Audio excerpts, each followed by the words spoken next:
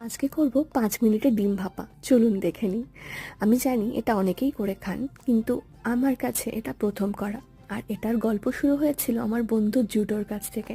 Judo আমাকে একদিন এই ডিম ভাপা করে খাইয়েছিল। এত ভালো রান্না করেছিল ও, যদিও ওর মতো স্বাদ হয়নি, কিন্তু খেতে কিন্তু ভালোই হয়েছিল।